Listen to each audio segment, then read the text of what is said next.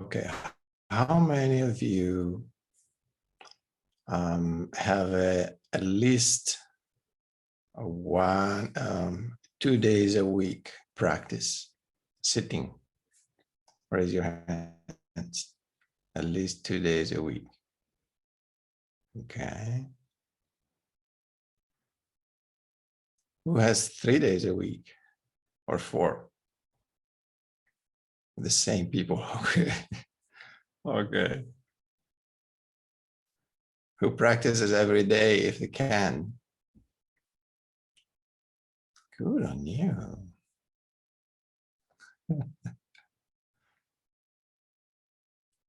Okay.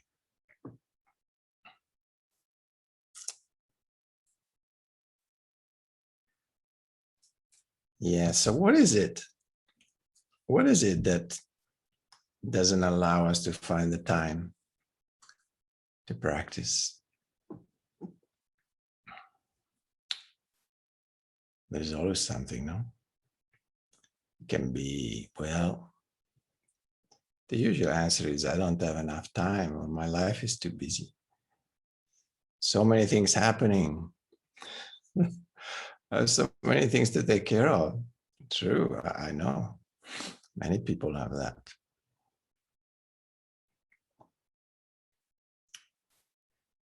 Except we forget that the only thing that really, really matters is take care of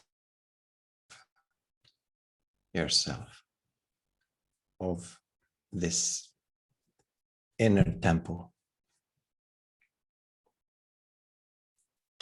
We're so concerned and involved with the outer world and with the things that needs to be done. And I'm not denying that there are practical things that needs to be done. I'm just saying, isn't it interesting that the thing that matters the most sometimes gets put on a back burner?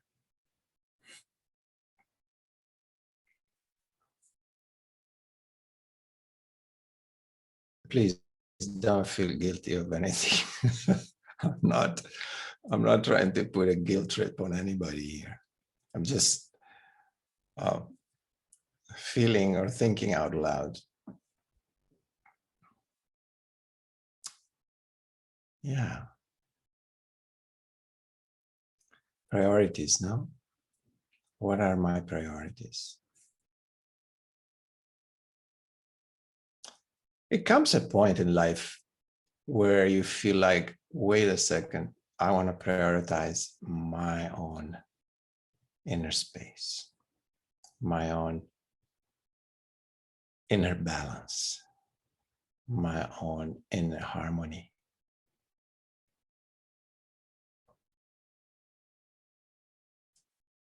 That's a good turning point.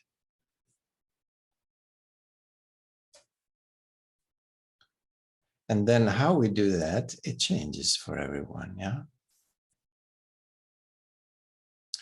There are many ways. First of all, each of us has his own way. So that's unique you have to find out what's your way. Your way to find those qualities. Yeah. When you discover what it is, go for it. Don't hesitate because the clock is ticking and life is short. Very short. Before you know it, you'll be on your deathbed looking back and going like, whoa, what happened? Already? Shit. Wait. I have a few things to do still. I haven't practiced enough. I haven't loved enough. I haven't meditated enough. I haven't enjoyed enough. God, you don't want that. That's the last thing you want. You don't want to come to the last moment feeling like I didn't enjoy life as I could have. I didn't love as much as I could have. I didn't be silent. I didn't sink in that inner temple as much as I could have. These are the things that matter. You will not feel like, oh, I wish I had worked more. Or, oh shit, I wish I had a better career. Oh no, wait, I didn't make enough money. You will not feel like this. I can assure you.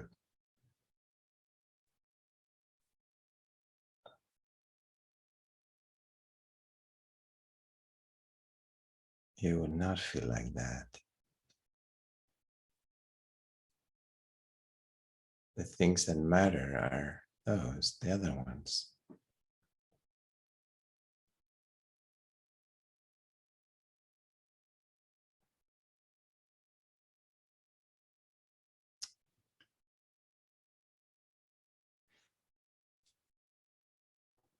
Generally speaking, there are a few distinct ways that the masters also talk about.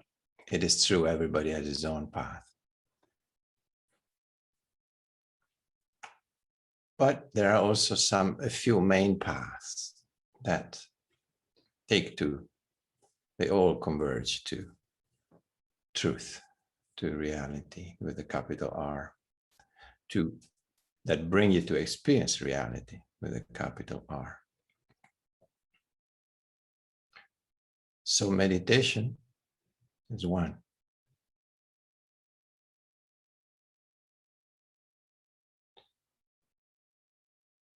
Love is another one.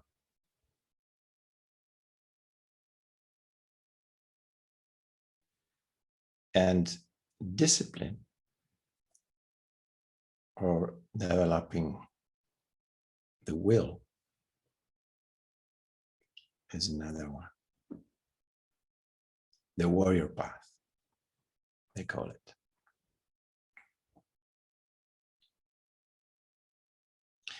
Each of these are qualities of our essence. Yeah, so love, and of course, we're talking about these three qualities are like in their essence, in their purity, in their pure form. Yeah. So if we talk about love, we talk about the love with a capital L. So if you feel that is your path, well, then you have to look really before you fool yourself. What is love? What is the purest form of love? That's what we're referring to. It's not like, oh, I love you because you're my boyfriend or my girlfriend. That's not that love. It's not like I love you because you love me. No, no, it's not that love. You know, it's not like I love you because you're sexy and we have a great connection there. But no, it's not that either. It's that love that opens up your heart wide and open. That makes you feel so vulnerable and strong at the same time when you're in that love.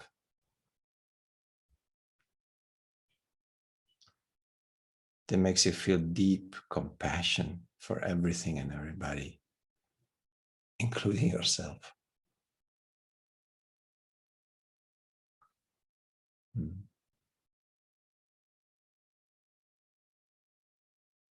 That love, that when you let it sink into your heart, there's a deep joy that arises out of that.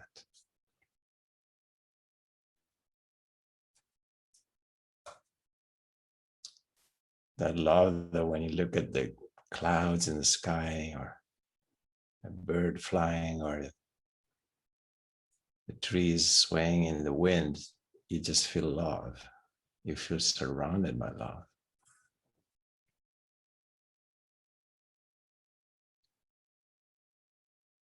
It's a love in which you disappear. You as an I, that I that you think you are, the egoic self I, melts in it.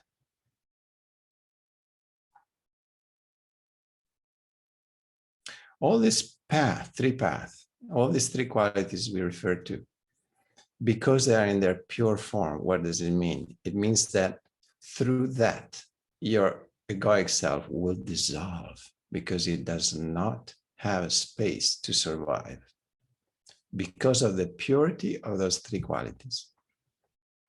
Beautiful, huh? So in love, you dissolve. There's just love. There is a dissolution of the egoic self. It's a bhakti path, huh? As they call it in India. Sufi, follow that. It's a beautiful path.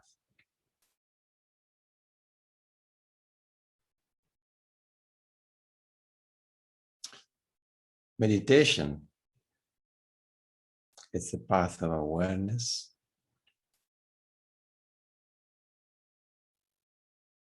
presence, silence.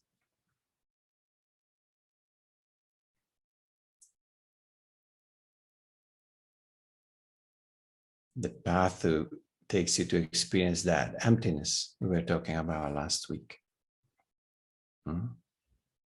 A shedding of all that is not real, all that is not true, through the awareness brought inwards and outwards, becoming more and more aware of everything you do and everything you perceive, everything that is sensed, everything that is happening inside of you and outside of you.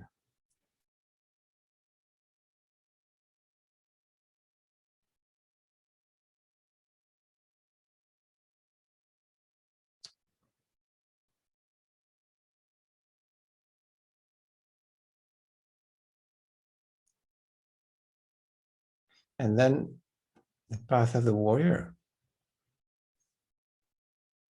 or the yogi path.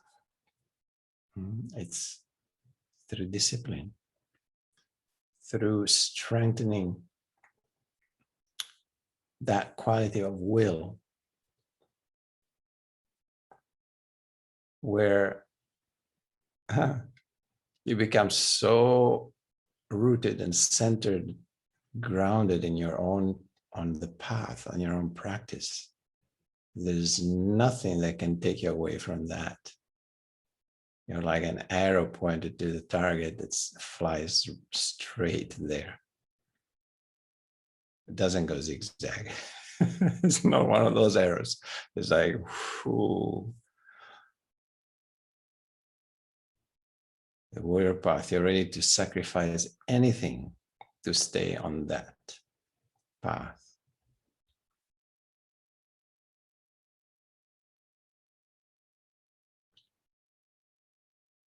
You're willing to do whatever it takes, wherever you put your focus on. It doesn't matter what you like or you don't like. It doesn't matter what your mind says.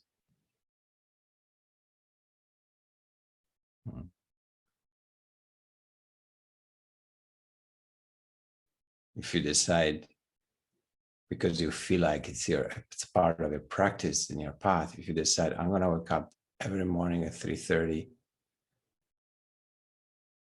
and do my practice, you're going to get up every morning at 3:30, even if your mind, every time the alarm rings, because like, whoa, no, wait another half hour, I'm too tired, let me sleep a little more.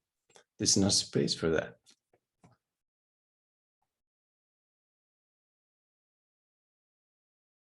So what happens there is like your ego also, your egoic mind that tells you, wait, turn around and sleep some more. You're too tired. Gets dissolved. There's no space for that because your discipline is taking over. It's not, you don't listen to your mind anymore telling you do this, do that. No, there's no space for that. Sorry, this is my path. This is my discipline and I stick to that. Doesn't matter what the mind says or my emotion says. Sometimes it's very hard. I stay with that. Doesn't matter how hard it gets. I stay with that. There's full commitment, 100% commitment to find your truth through that path.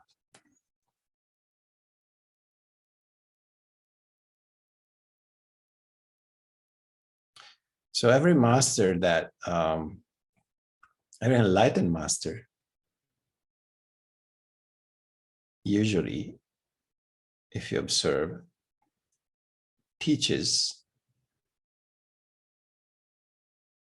one of this, or one of this path, or at least his or her teachings reflects mainly one of these three main paths, according to what was it in themselves that brought them to experience truth. So if somebody worked on discipline and that's what brought them to experience truth, then their teachings will be centered around yoga and the path of the warrior. If somebody has experienced truth through the flowering, the full flowering of love, then their teachings will be centered around love. And the same, if it was through meditation, then their teaching will be centered through meditations.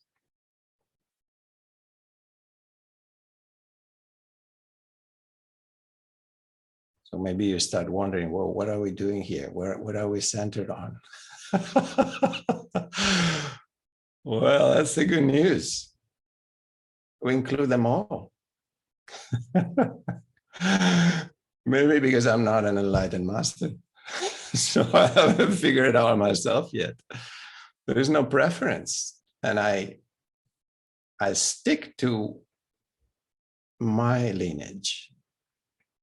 That's the only thing I can do. My lineage includes all paths.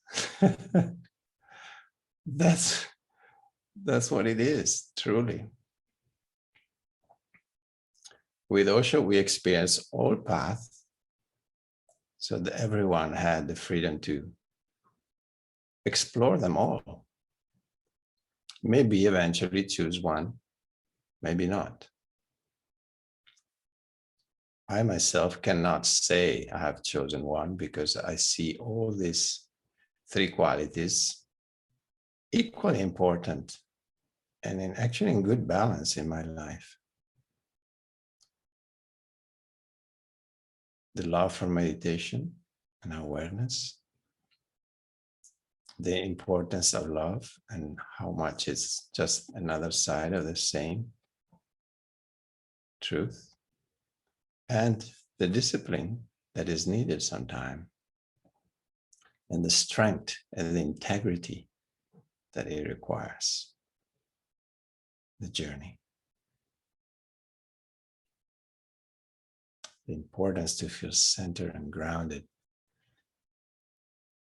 in your truth, especially these days, very important, because there's so much in the outer world that is like wants to take you in this whirlpool and then suck you down into the black hole. Yeah, this is good practice. How am I going to stay centered through all this chaos? Find out how, because this is what will develop your strength and your integrity.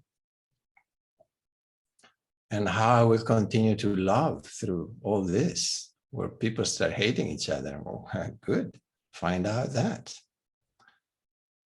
Or how can I stay in a space of meditation and peace and quiet and awareness through all this? Good practice.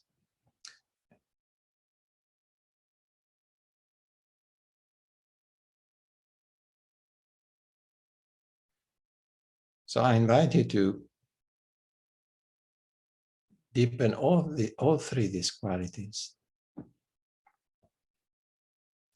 until it happens by itself that one takes over.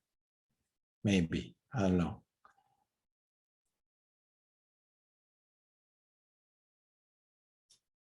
Yeah, maybe my path is more meditation oriented, my personal path. But, and that's what I'm teaching here, obviously, but don't misunderstand me. I feel love is as important, and so is strength and focused, stay centered, and stay disciplined in my practice.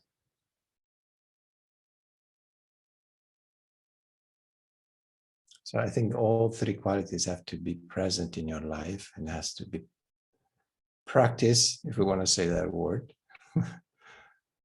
Definitely make them, put your attention on them. They're all three needed.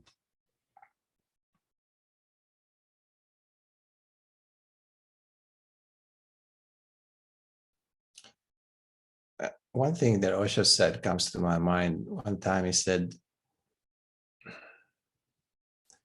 I want you to experience all the colors of the rainbow before you come to full flowering. Because once you come to full flowering, then you will not develop any of those qualities anymore. It's a different journey that starts. So what you need to experience it now, before your journey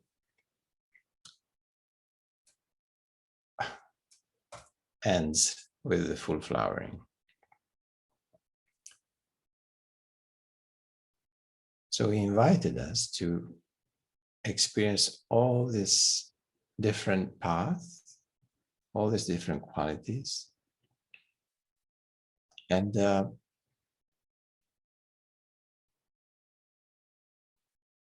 yeah, all the colors of the palettes, to paint with all the colors. Our picture that we're painting, the picture of our life. Use as many colors as you can. How beautiful is that?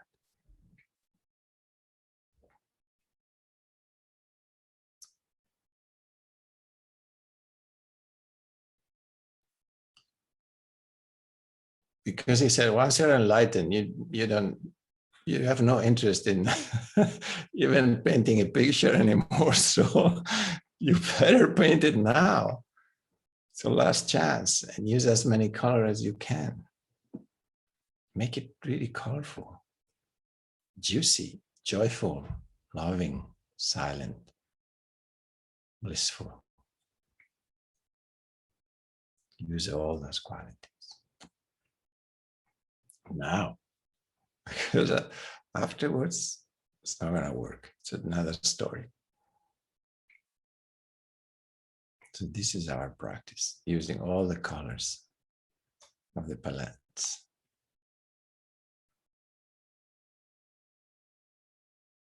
So I'm not going to direct you towards one or the other. Use them all.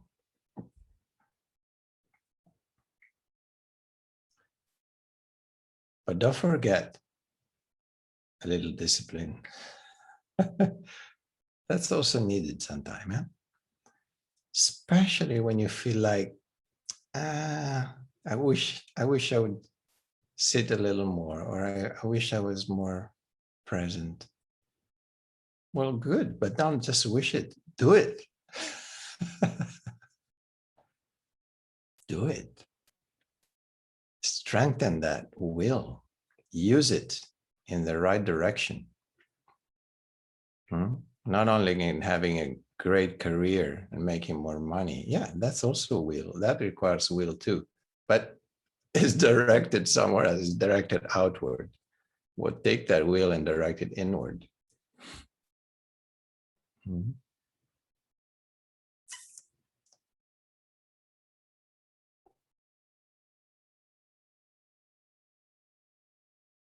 And if you don't have the time to sit every day, then remember, that little exercise I gave you, no? Just stop many times during the day and feel completely with totality. Feel your body with totality for just for 10 seconds, 20 seconds, whatever. Just go like, whoo, stop everything. Just be pure awareness for that moment. What does this moment feel like in this moment, in this present moment? What am I feeling? What does my body feel like? What is my mood? What are my emotions? What are my thoughts? Includes everything. Or maybe when you stop, there's nothing. There's just a sense of emptiness. Beautiful. Feel that emptiness. Feel it deeply. Feel anything with intensity for those 10, 20 seconds, 1 minute, whatever it is. And do it many times during the day. Stop many times during the day. So do at least that if you don't have time to sit. And then once in a while, when you have the time, sit.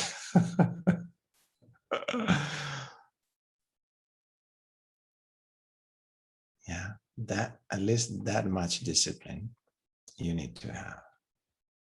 Otherwise, you're wasting your time.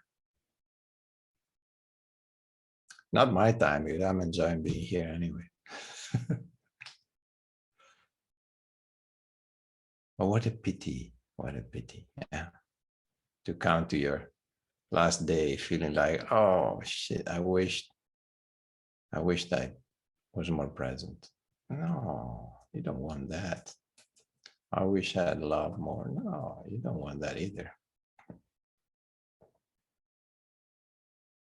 So live your life fully, but fully in a way, not fully like the world wants you to be full. Full like what really matters, full of that. Forget about the world. The world will only be bringing you outside, outward, more and more, always. It's just going in the opposite direction. And now even more so. It's spinning, spinning, spinning. Trying to take you away from yourself. Trying to make you feel that you don't count. Trying to make you feel life is something to be feared. Are you kidding me? Life is a blessing to be enjoyed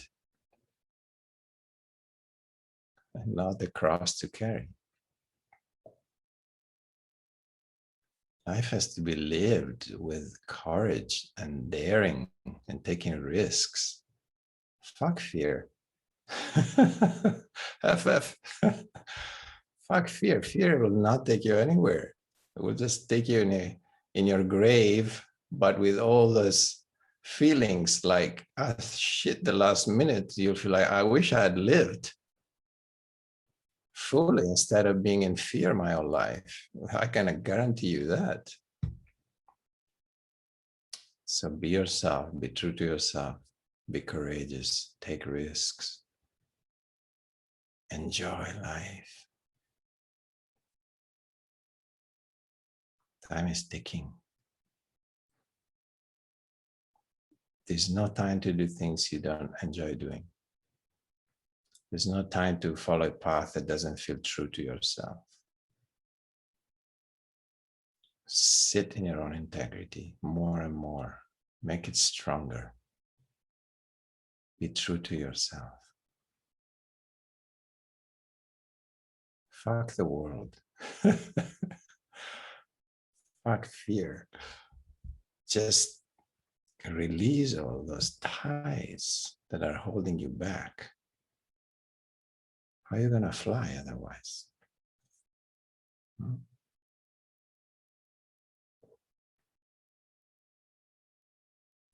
So this is our mission. This is what really matters. And we are here to support each other in this. Yeah. I'm here to remind that to myself, and I'm here to support you, reminding you of that. We're all on the path. And what a beautiful path it is. Sorry for the world. Sorry for all the people that are not so lucky. Yeah. Yeah, you can feel, I feel that many times. I feel sorry for the world. I feel sorry for people. I feel sadness for that. But I'm not going to let that pulling me into that. Yeah. I might feel sadness, but even more reason to enjoy and feel how lucky I am and really take this opportunity that I have in this life, because we're privileged and we're lucky to have enough consciousness, enough awareness to be on a path of self-discovery, of love, of meditation.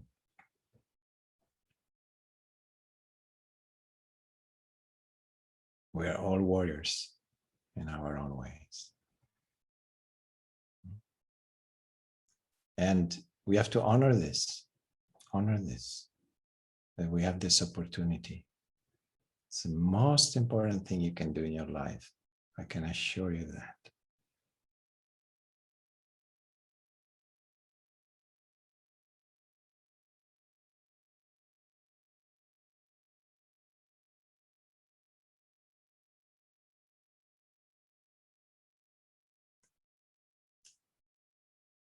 I love you guys.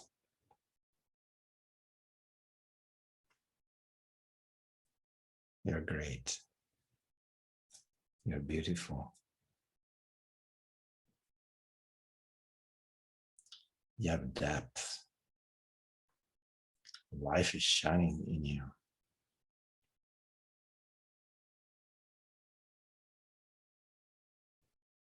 All of you. I can see it.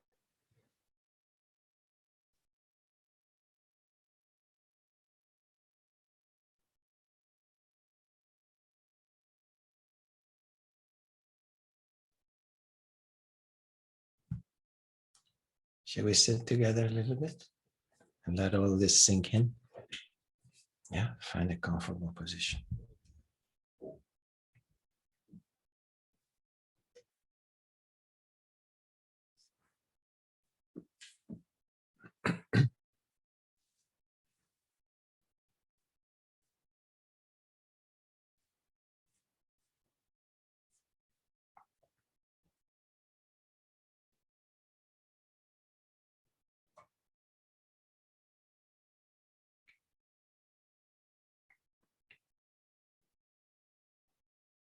When you're ready, just let your eyes close and start bringing all that attention, all that love, all that discipline, all that awareness inward.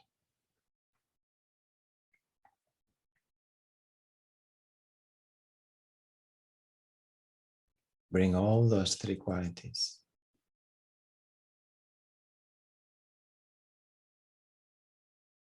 Your pure awareness, your pure love, your pure strength and willpower.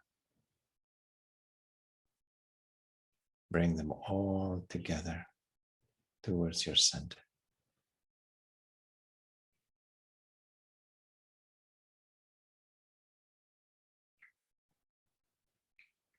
And feel that intensity of presence inside of you.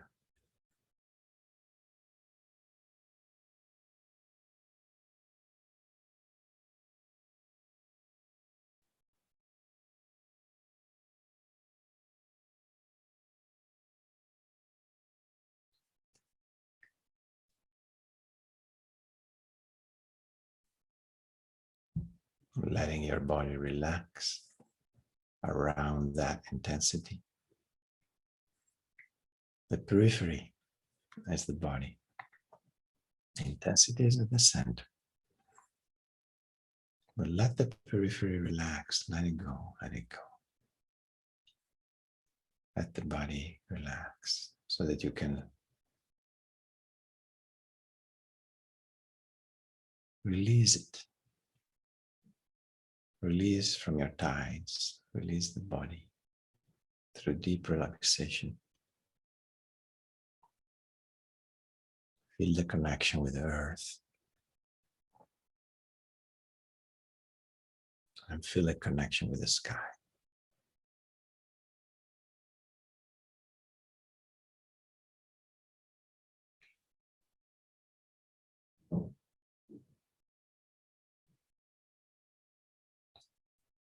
Let your body be pulled downwards.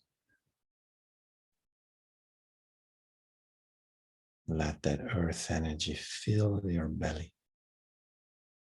That belly that is relaxing more and more. The belly that is breathing.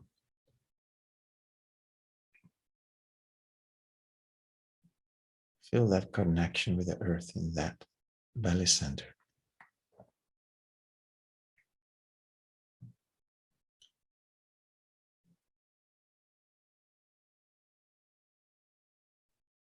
Feel that sense of centeredness in the belly, grounding. That will make you feel strong and unmovable, no matter what happens on the outside.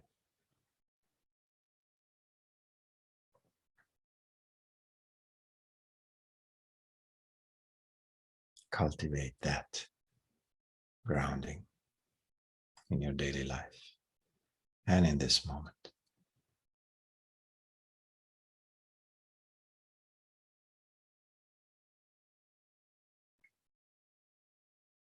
Feel strong like a mountain in that quality of rootedness.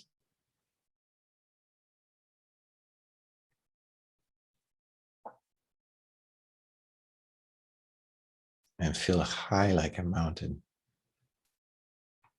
when you tune into sky energy. An upward lifting movement received on the top of the head.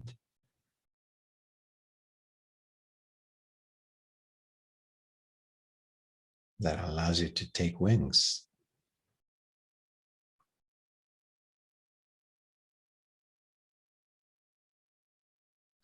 Allows you to move into the formless.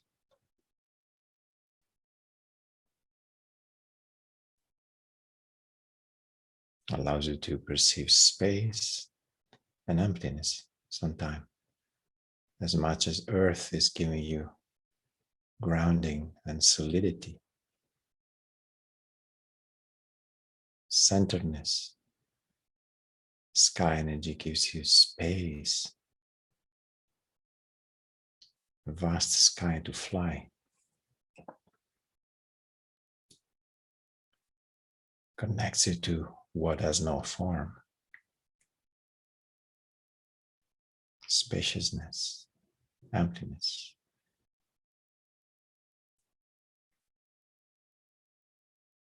Use both this energy, cultivate both of them in this moment. Perceive them both and in your daily life.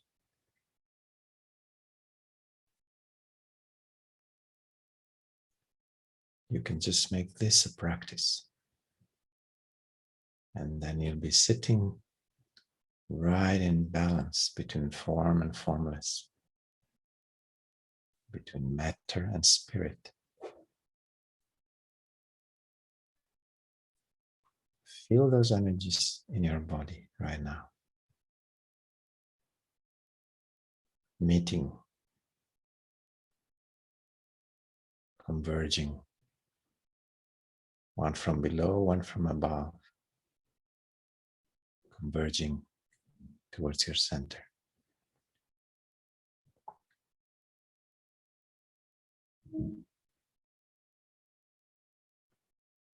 You might feel that center in your belly. You might feel it in your heart. You might feel it as a whole space. It doesn't matter, whatever you perceive it as the center. You might perceive it as a vertical line. It doesn't matter. Just feel it.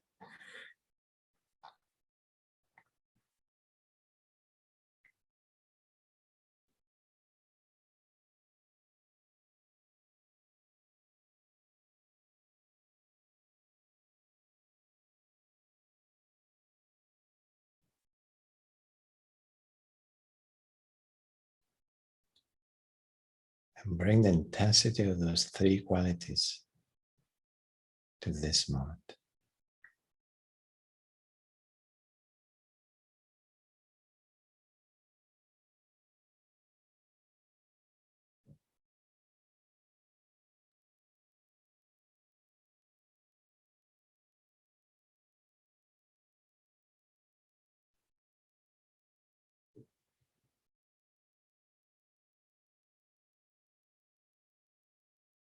Bring the fire of awareness.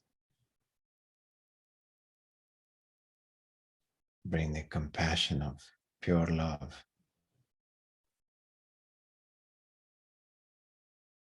Bring the strength of your will. All three to this moment.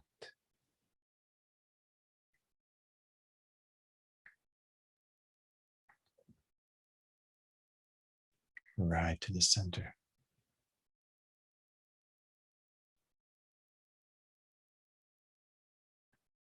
Feel as if they are concentrating in your center,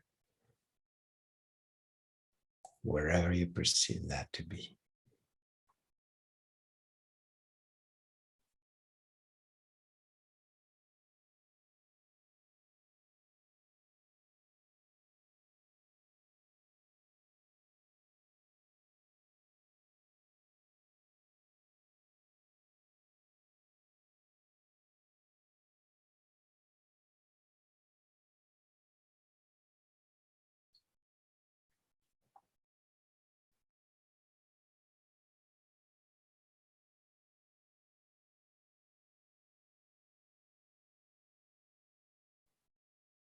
This intense presence is the feeling you want to come back to when a thought carries you away, when an experience unfolds, and for a while you go with that, you follow it. It's okay, but come back again and again to this presence, this conscious presence that is witnessing all experiences unfolding, is witnessing all objects that are crossing that screen, that inner sky, the screen of your consciousness.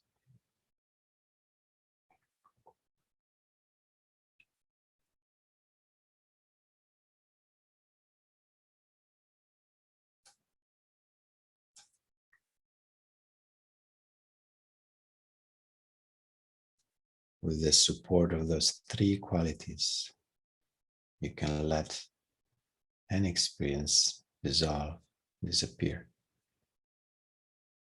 so that you can come back to your still point, your center.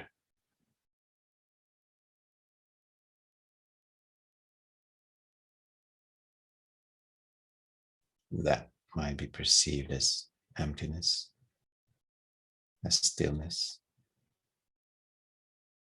as silence,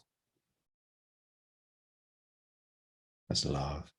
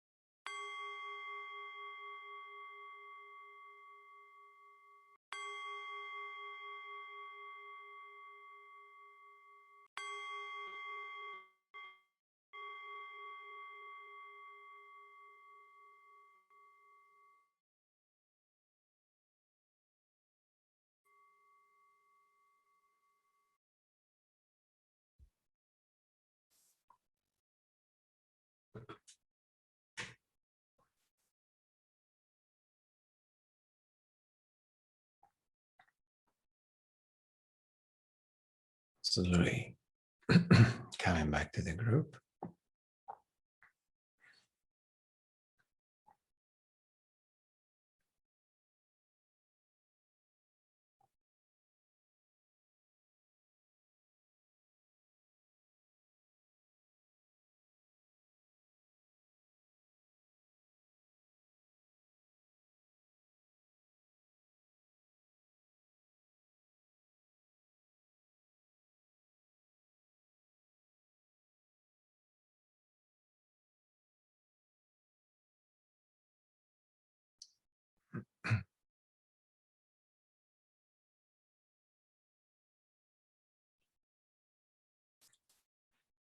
Now we open the space if anyone has something to share. Petra, how are you doing? I was just searching for. Oh, we don't hear you. Why we can't hear anybody today? Where's your mic? Now better? Yes. Uh-huh. Okay. Well, nothing. I I was thinking, my way is more the discipline way. Uh-huh. But sometimes I have a tendency to get too harsh with myself Yes. because I think there is this self-love is a little bit missing. Mm. But then I compensate with meditation. And Osho meditation helped me a lot. I'm doing mostly the Kundalini, Osho Kundalini. Mhm. And it brings then the balance between the Hitler in me and, and the too much hippie kind. Yeah. I love it. Hitler Yeah, means hippies.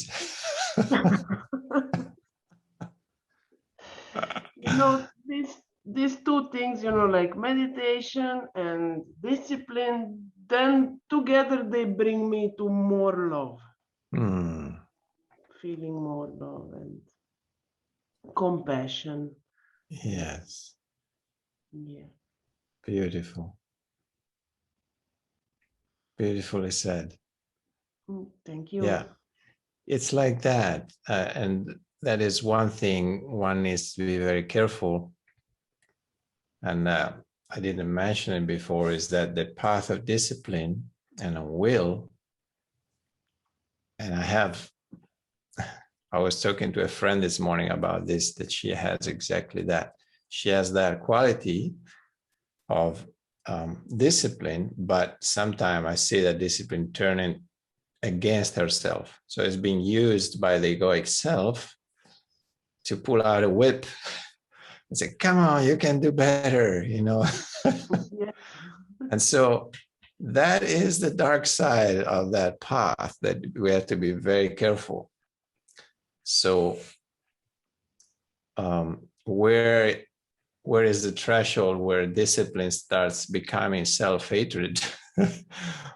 And where is self-love? So very well spotted. So what you describe is very, very, very precise and very to the point. So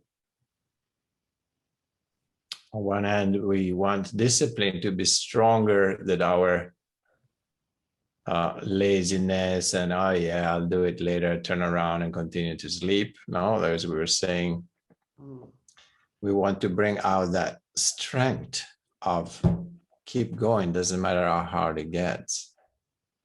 But also be very careful that the mind comes in from the back door and starts beating you up because you are not doing enough. You're not strong enough. You have to be more. And that very easy happens in the path of discipline. So it becomes a carrying a cross then instead of. So, but I think it's pretty easy, and you have enough awareness, as you showed, to perceive when that goes out of balance and it goes from self-love to self-hatred. So yeah, finding the middle path in that discipline, in the path of discipline, is very important, to find the middle point where you're strong and unmovable in your discipline, and yet you are bathing in self-love and compassion at the same time. So beautiful, fine balance, yes, to find. Yeah, thank you for sharing that. Thank you. Very important point. Tanya, how is it going with your new your new life? Are you adjusting? Or did you stop working? Yes, we can hear you. Yeah, I did immediately. They don't adjusting? Yeah, and I observe a lot. I observe how the inner self and the egoic self are in a constant dialogue, fight. I don't know, because my inner self feels at ease and I really feel that I'm on the right way. I feel relieved. And I want to use all that space in front of me and inside of me. And of course, then there are times where my egoic self keeps telling me, no, you immediately need to find a new job. And you have to do this or that. And not always very concrete feelings. It's something, yeah, they are feelings, but it helps a lot to just witness them. And I couldn't be here last Friday, but I watched the recording of the session, and this whole emptiness stuff was exactly what I felt during the time at Mandali. I always sat there and I felt empty, and everybody else was talking about something they experienced, and I always had this word of emptiness, and it helped a lot and explained a lot afterwards. But now there's not so much emptiness, there's a lot more going on. And you were talking about sitting and trying to feel the emptiness when you are still inside, or sitting and observing when a lot of things are going on. And that helped me a lot. So I'm practicing these two types. Beautiful. Beautiful. Yeah, you have a crystal clear awareness of what's happening. So that's beautiful. Thank you for describing that so beautifully. I remember you in Mandali, that you had a lot of expansions, a lot of perception of Tanya was really expanding in big spaces, and that's partially because she was resting in emptiness. There is also to be said that when we start our practice, and sometimes we have a more innocent attitude, we don't expect anything because we don't know what to expect.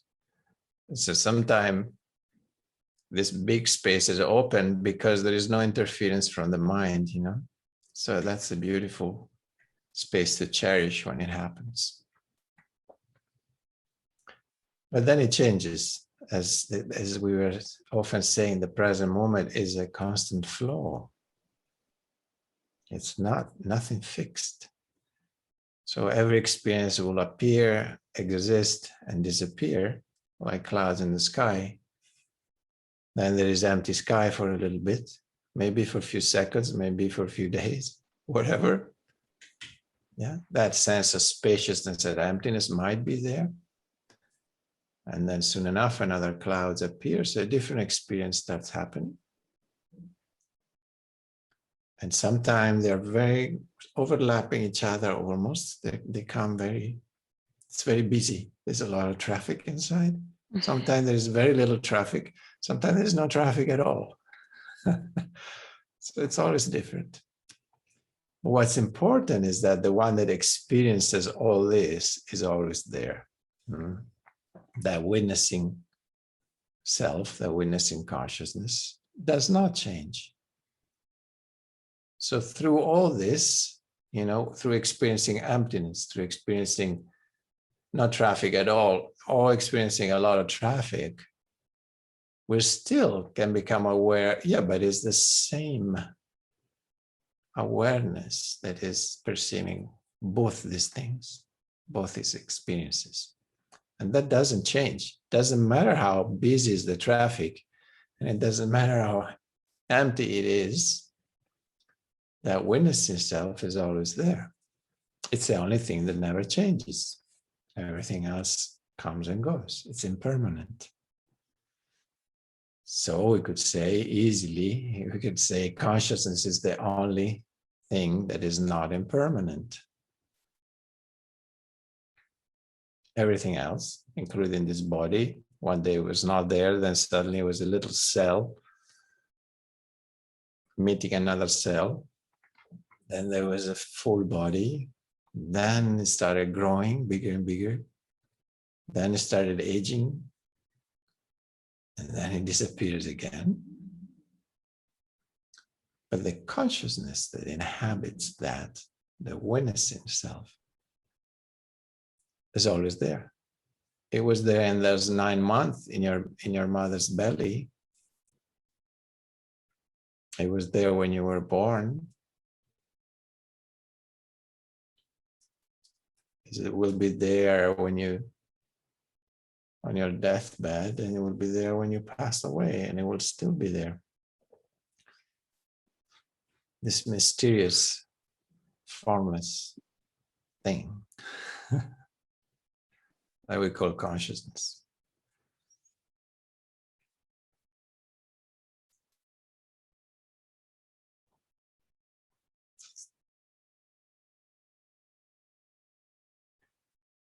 So yeah, it's beautiful to be able to go back to witnessing,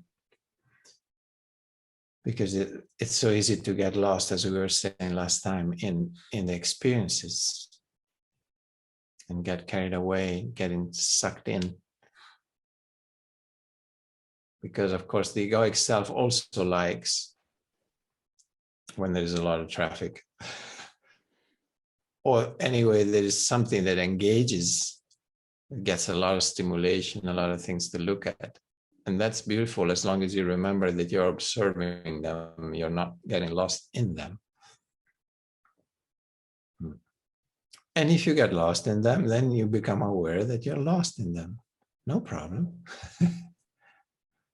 And then when you become aware that you're lost, you're already back in that same moment when you realize, whoa, I really got sucked in.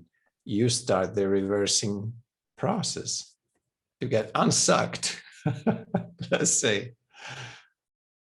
Much like when we get lost in a thought and we get carried away, and it develops in a story, and then suddenly you go like, oh, whoa, wait a second, I was lost in the story. In that moment, the thought stops, isn't it?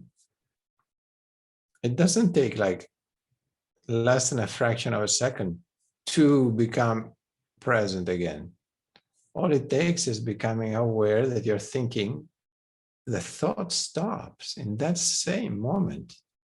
The awareness that you're thinking and the thought do not coexist in that moment. The thought dissolves. Now, to be precise, there is also a time when you can willingly think because you need to, right? So you might sit and say, well, I have a problem to solve.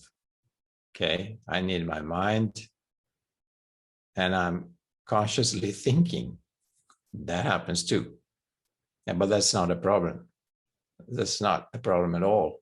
That's a good usage of the mind that in that moment is to be used.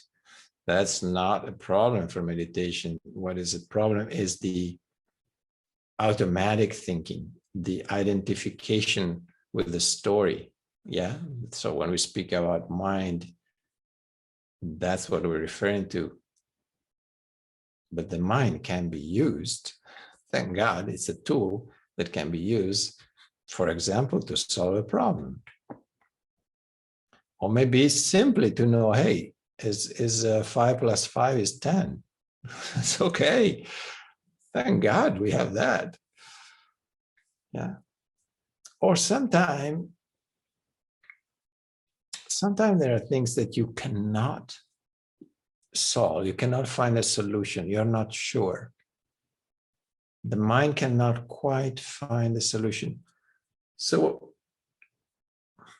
in those situations, what I recommend is alternating. So you keep your problem, which is not a problem, but that's why I put quotes. These are the quotes. We put the problem in the forefront and say, okay, I'm going to sit with this, keeping this in my awareness. And you sit with that. And then you let the mind sometime move into this, and sometimes you let silence be there. Mm-hmm. So you might observe that there is an alternating between a little bit of thinking and then coming back to center, coming back to space, coming back to silence. But you still keep that issue in the foreground. And then another kind of thought will arise that wraps around that particular issue, yeah, related to that issue. Then come back to silence. But after that thought has done its cycle, come back to silence, wait a little more. Then another intuition or thought will arise about that particular issue. Let it come, observe it, let it be. Consciously let it, in that moment, you're consciously let your mind think about that issue. Then come back to silence again. So there's an alternating between mind and silence. And that is very useful. So to understand better a situation, for example, bringing understanding through your awareness and a certain use of the mind, which can be useful. It's almost like an inquiry. Yeah, there's like an endowment work. They use this word a lot. So an inquiry can be a converging of a certain issue, and we let mind and perceptions and sensations converge towards this issue. Now, in the diamond work, it's mostly used like there's not an issue in particular, but there is some, for example, well, actually, there can be an issue brought forefront, and then you sit, and sometimes there is no mind, but there are perceptions. That also can happen. So, for example, oh, I have a tightness in my stomach. I feel something like I have a pebble here. Okay, then you bring your attention in that pebble. What does it feel like? Well, it feels a little bit, like spongy. It's not solid, really. Oh, okay. So you enter in that feeling of sponginess. And then what does it feel like? Well, it's opening up into, now it's dissolving into a spaciousness. Good. So you move into the spaciousness. And then what happens? Oh, actually, it's moving from my stomach to my heart now. Good. You follow that. And then what happens? Oh, now it feels like I feel a certain kind of love in my chest. It's a loving feeling. Good. Then you move through that. So that's a kind of self-inquiry that is used a lot to sometimes resolve something. in this case, starts from a physical sensation, can be an energetic block, yeah, like this. Maybe in the stomach, maybe somewhere else. Maybe there is a pain or something that attracts your attention, and you can bring your attention and start inquiring about it, what it feels like, what it is like. And so you penetrate that point with your awareness. So that's one form of inquiry. But another one, it's also using the mind with a particular issue and let the mind sometimes work around it to bring some more understanding and looking at different aspects that maybe you haven't looked. And then the mind sometimes helps you to look from different angles to that issue. Yeah? But always going back to, always the background has to be spaciousness and silence, not like a compulsive thinking, of course, but letting the mind, an alternating moment coming in, and then let whatever little understanding came from that thought to sink into silence and go deeper. So you add depth to that understanding through your presence and silence. So you might witness that happening. You might already know. You might already know what I'm describing. It's already happening. So, yeah, I want to make sure when we speak of the mind, you understand that the mind we're talking about is the identification with a story. Yeah, a story contains all our past. All our past is our story. That past is recorded in the mind. Yeah, the mind is made of memories as well. So practice is the willingness to disidentify from the story and using more and more, moving more and more into a state of pure awareness, pure presence, where the story is not affecting our perception, it's not affecting our life. Yeah. But as I was saying, sometimes there is a very creative use of the mind too. That is not a problem. I don't find it a problem. When it's done consciously, you see, in that moment, the mind becomes a tool that you're using. Otherwise, it's always a tool that is using you. You almost become a tool for the mind, and the mind becomes the master, you become the servant. So that's what we want to reverse always. So a conscious use of the mind, especially when alternating with a strong silence and spaciousness and presence, it can be creative.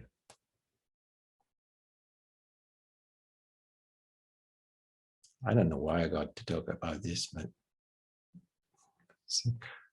anyway, thank you for sharing, Tanya. See what happened? It's all your fault. Okay. Yeah, Maria Pia.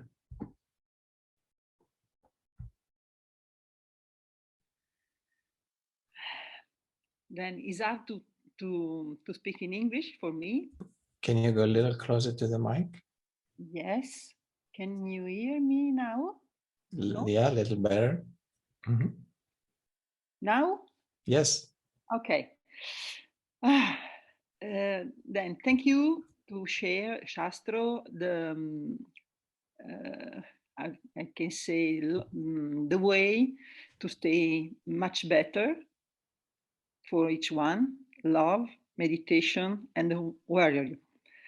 In this time, I use the love to understand also the world around me, and the last one, the warrior, because I was really straight on my way, you know. Straight, strong. Yeah. Yes, you kept your truth. Yeah.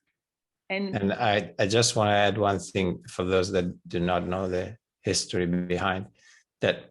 Maya Pia went through a strong decision to be taken where, she was teaching in school and in Italy, the school started asking for vaccination obligatory to teach, or a test that they had to do it every 48 hours, which is impossible. So basically, the teacher had to accept vaccination in order to be able to continue teaching in school. And of course, some teachers refused that, and she's one of them. But it was a big decision because basically they tell you you have to stay home. So I just wanted to put this in a context so everybody knows what you are referring to.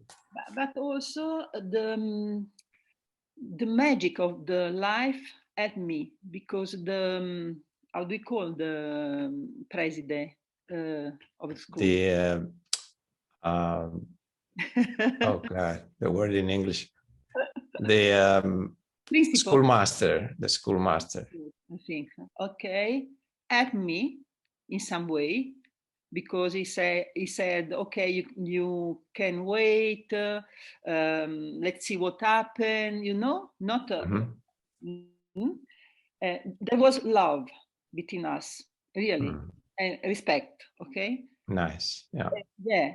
And then I took another decision after a while, because the law, the course of law, because we are with the lawyer, is really long, and we must decision in a day, in a month, in 15 days. Say, okay, I took a moment, 1 month, 2 months, and I came out from the school. I couldn't do this, to wait. Okay. You couldn't wait? Yeah. You could not wait. No, yes. You could wait. Yes. Yeah. So you took 1 or 2 months to decide, to feel what was your decision. Mm-hmm. And these things was a lawyer.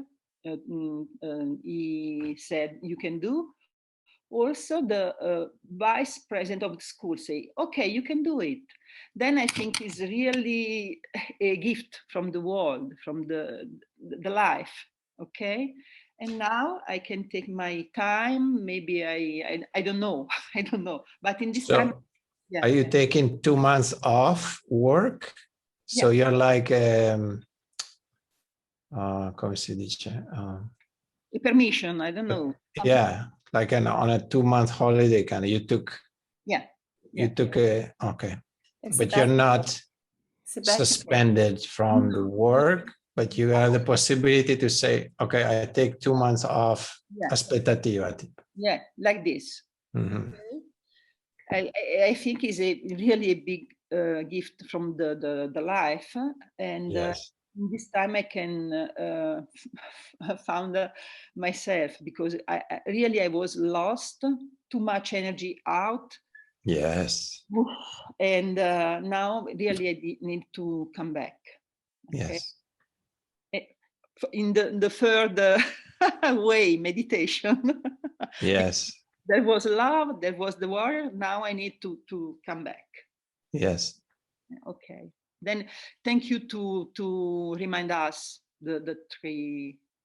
Yes. Okay. Thank you. So that was a great practice, for example, in strength, in will, the will to stay in your truth, no matter what happens, But in the middle of a turmoil, like a really big whirlwind all around, spinning and spinning, everybody, pressure from here, pressure from there, from the family, from the government, from the school, from the other teachers and the children's, and it's a lot of pressure, So it's like, whoa, wait a second, where is my center? What do I feel in the middle of this hurricane? Where is the center, the unmoving center? Every hurricane has an unmoving center in the middle. Nothing moves, it's completely still. So that's a typical example. Let me go back to that unmoving center and feel what is my truth. And now you have 2 months time to feel it more, but you already felt it, obviously, just in the moment you said, no, I cannot do this. I'm not willing to do this in this moment to come to work. So I'll stay home. Yeah. That's strength, that willpower already in itself. Yeah. Yes. And exactly in the moment I needed to take a decision. Just one day before, tack. And another thing, tack. And now is much worse in Italy, you know. After yesterday, we are. What happened yesterday? Because also in the private,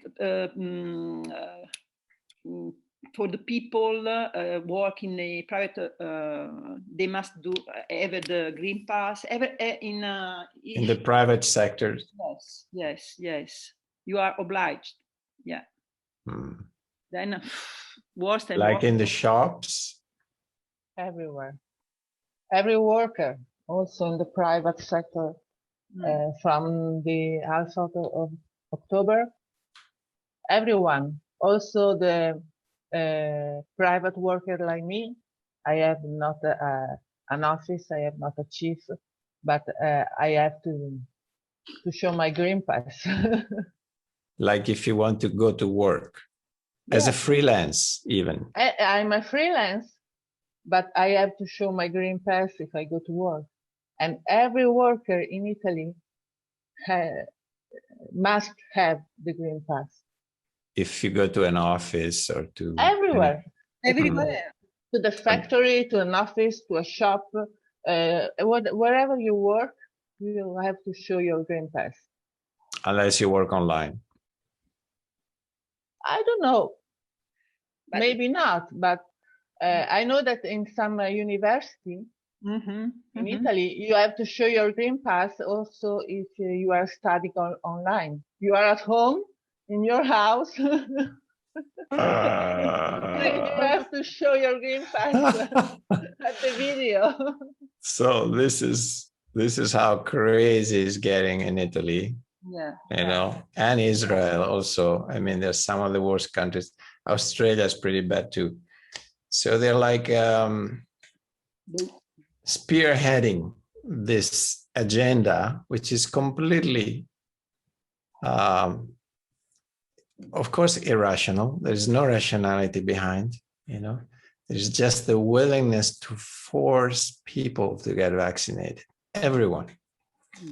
So if they succeed in these countries, they're a little bit the guinea pigs, you know. Israel and Italy are the guinea pigs in Europe. If they succeed, then they would consider, France is also following a little bit, they'll consider doing it in other countries.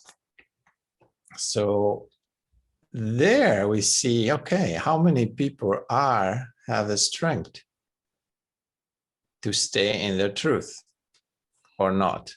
Because of course, if everybody follows what they've been told, these people will continue to just continue till like whatever their agenda is, that is not about the virus. Obviously, it's becoming only political agenda at this point.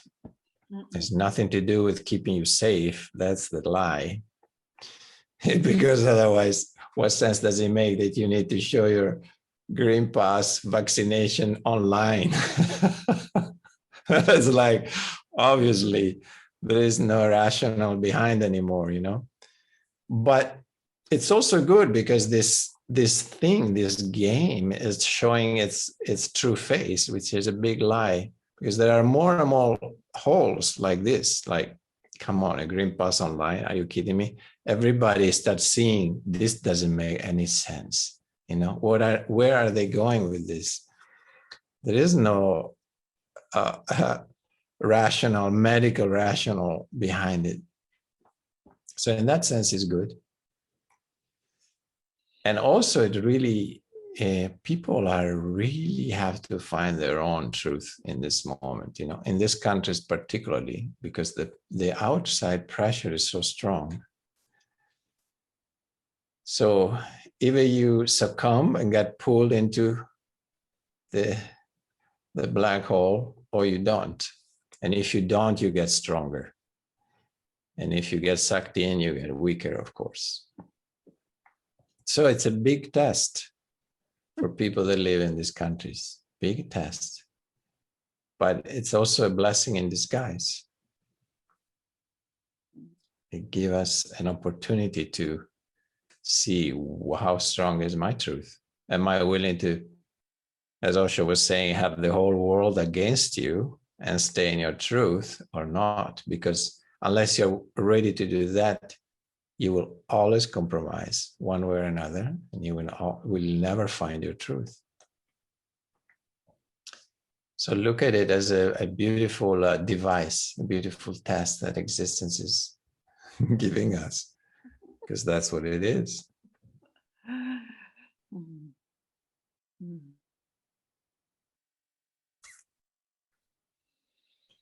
And don't forget that you're a warrior in these moments. Very important. That's a quality that is very necessary. Yeah. When the storm gets stronger, you want to be rooted as much as you can, or you're going to get carried away. Yeah. Good practice. Thank you. Thank you, Maria Pia, for sharing that. Yeah. It's an important thing to bring into our conversation, because it's what's happening. It's not a small thing, what is happening. It's a big thing. It's something that can potentially, it's trying to destroy the fabric of our social life, destroying individual freedoms. So these are big things. We cannot just put the head under the sand and pretend that it's not happening.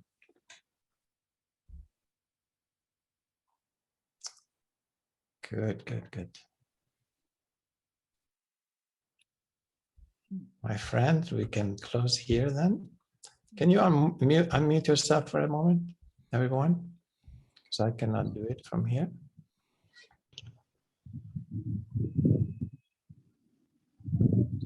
Are you unmuted? Yes. Yes. Yes. Of course. Nice. Then stay strong, stay well, stay in the joy. Yeah. Yeah. Difficult, but we can do it. Yes. Stay in your truth. Stay in your love. Do not waver. Just root yourself in the ground and be ready to fly at the same time. Okay. Be like water. Feel like water. Yes. When there is a big rock, a big boulder in front of you that is blocking your path, just find a way around. Be like water, my friend. That's what Bruce Lee used to say. Like this. Be like water, my friend. Absolutely. Be like water. Be fluid. Don't try to go through the rock. It's not worth it.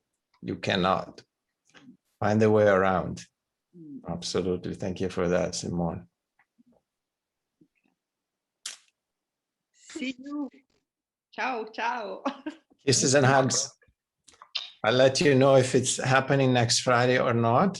I will, I'm not sure if I can or not, but I will put it on the Telegram group so you can. Okay. Namaste, everybody. Okay. Hey, bye. Love you. Ciao. To Bye-bye.